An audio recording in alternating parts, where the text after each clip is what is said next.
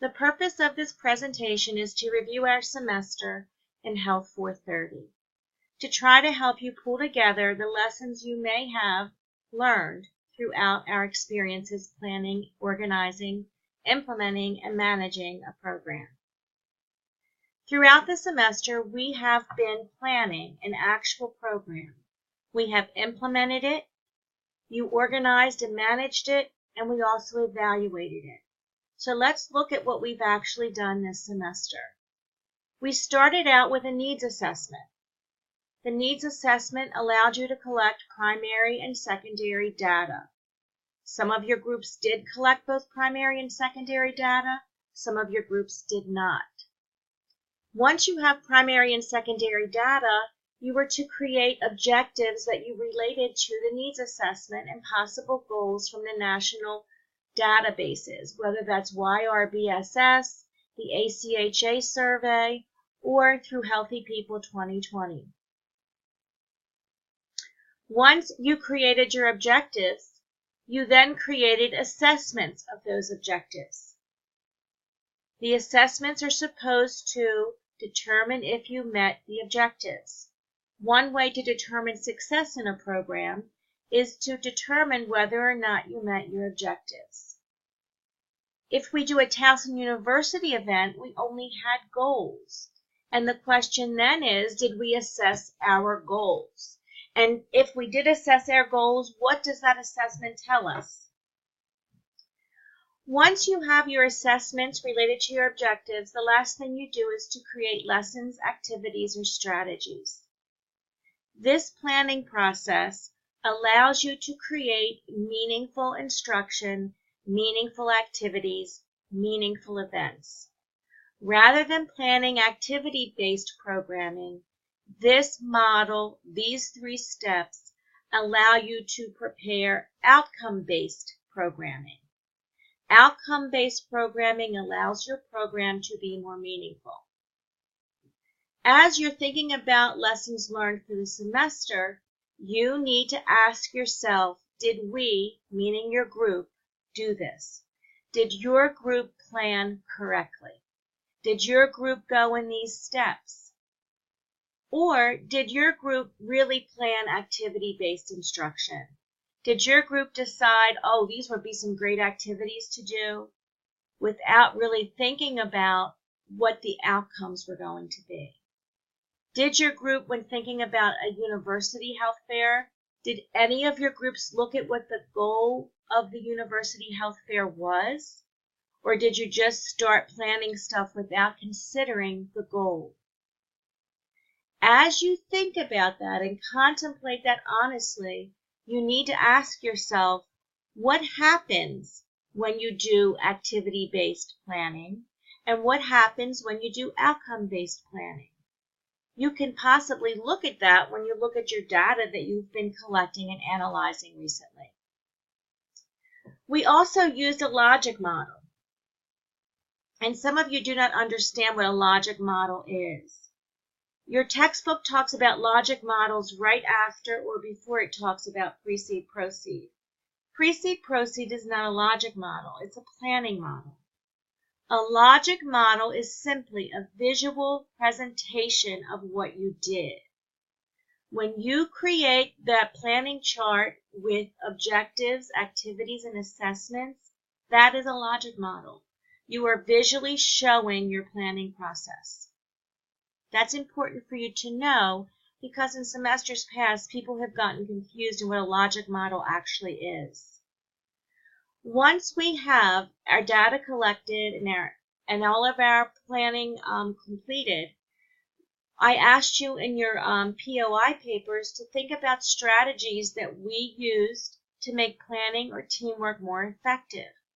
Some examples that we may have used or you may have discussed in your paper are what makes a good team, what makes an effective team player, how do your personalities relate to the way you distribute work.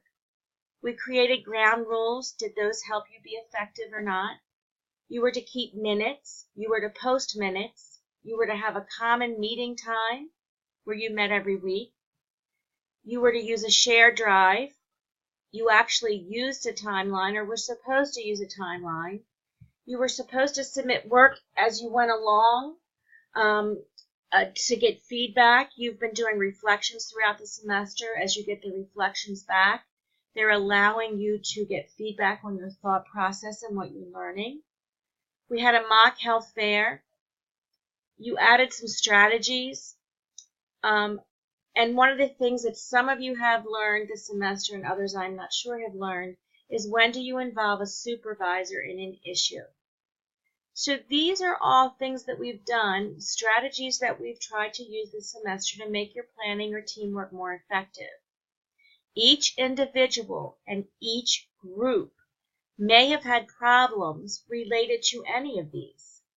Within a group, if there are 5 of you could have very different experiences within the same group. All of the groups in this class have had very different experiences within their groups. Some groups have just plowed through with no issues, and other groups have had issue after issue after issue. As you're thinking about the lessons learned, you need to be honest with yourself about what happened in your group. As I have spoken to some of you, I have been very clear and very honest with you in the role you have played in creating or resolving or dealing with issues. If you did nothing in your group to help resolve an issue, then you are part of the problem. Those of you who have come to talk to me about problems in your groups, I have been very clear in stating to you, what did you do to fix the problem? And if you've done nothing, then you are part of the problem. Did your behavior perpetuate the problem? Or did your behavior try to address it? In all settings, there is a point in time where a supervisor needs to be involved in an issue. Some of your groups learned that and some of your groups did not. If you attempt to fix an issue in your group and it is not addressed, you have to go to your supervisor for assistance. And when you go to see your supervisor, the way to lay out the presentation is to say something like, my group's having problems and I'm coming to you to seek some guidance on how to deal with it. You're not going there to tattle. You're not going there to start trouble or get someone else in trouble. You're seeking the supervisor's advice in how to address and resolve an issue that has been continuing and not been able to be resolved by the group. So what your final paper is, and it asks you to reflect upon everything you learned this semester. Your papers have been broken into smaller sections. When I first started teaching this class, there was like a 75-page paper due at the end of the semester. The grading for me was much better because I didn't have 2 and 3 assignments to grade every week. But in relationship to learning and helping you learn, it's better to break the papers into smaller sections. So our final paper for the semester is asking you to pull together everything from the semester and think about what you learned. And the paper is broken into sections about what did you learn about planning, about teamwork, about health education, about being a professional, and most importantly, what did you learn about yourself? These are critical lessons that you should have learned. If you have been disengaged from your group all semester, it is almost impossible to pass this paper. If you have not been turning in your reflections, or you have not been working within your team, it's very difficult to have any lessons learned. And that becomes very obvious in the last paper you wrote on evaluation, and it is also obvious in this paper. So let's now look at the scoring rubric for this paper. This is page guidelines, remember, are in parentheses, and they're based on 12-point font double spacing. So if you alter that in any way, your paper will become smaller. This page, the first page of your paper, is a title page as required by APA. Again, you will be submitting up to 3 documents. Do not submit more than 3. Your paper will most likely have references within text citations. It's probably going to have far fewer citations than other papers you've written.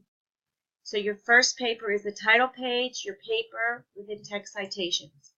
The second document that you might submit is your appendices. And depending on what you write will determine, 1, do you have appendices? And 2, how many you have. This is also likely to be smaller than other papers. The third document that you will submit is a reference list. And depending on what you write will determine how many items are on your reference list. So these are the required sections for your paper. First, an introduction to your paper. Then you are going to have these sections. What I learned about planning, implementing, organizing, and evaluating health education programs. What did you learn about working in a group or team? Next, what did you learn about health education in general? The fourth section is what did you learn about being a professional?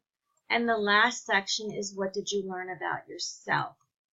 Finally, you have a summary of your paper. Note that each of these sections has a suggested 2 to 4 pages. That means that your paper will be somewhere between 10 and 22 pages long. If you learn the most about yourself, this section might be 6 pages long, while the other sections are only 2. There's this wide variation in pages because each of you will have sections that are larger than others, because each of you learned different items.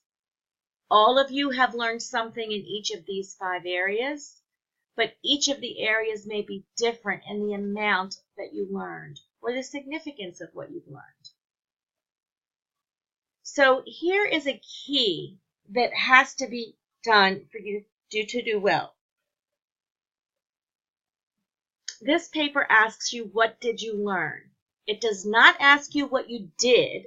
It asks you what you learned. Do not summarize the lessons. I want you to relate them to what you learned. Do not give vague narrative. You need to specify it to this class and give examples.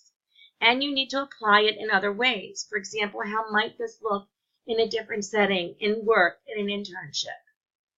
So if you do the following, you will fail this paper. If you go lesson by lesson and summarize the lessons that we did, you will fail this paper. I'm not asking you to summarize the semester. I know what we did. I don't need you to tell me that. I need to see that you can apply it and you actually learn something. So for example, if you said something like, during week 1, we had a lecture on professionalism and I learned this. Then during week 2, we had to read and review teamwork strategies. The teamwork strategies or the team qualifications that I thought were most important are. That's just basically telling me what we did all semester, and that is not what this paper is asking you to do. I'm asking you to apply. So I've given you 2 examples based on Health 315. So the wrong way is listed first, and that just is basically repeating back what was done in the class. We learned about grants and the 5-part of grants. We wrote each section. I learned what the 5 sections are. We wrote each paper and we were able to rewrite it. I learned if I rewrote, I could raise my grade.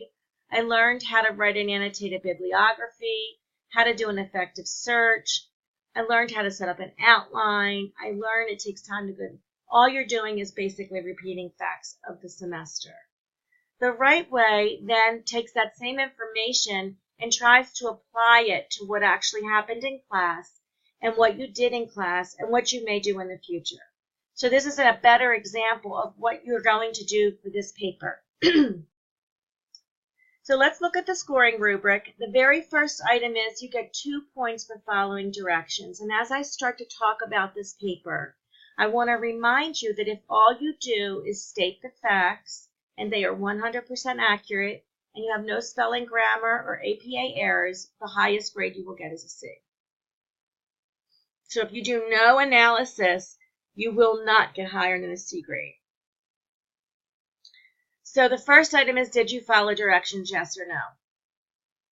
The next item is, do you have an introduction to your paper and a summary to your paper? Does your body follow the introduction and summary? Do you have well-developed paragraphs that support what you're saying? And is your presentation logical and sequential? Logical and sequential is based on your introduction to the paper.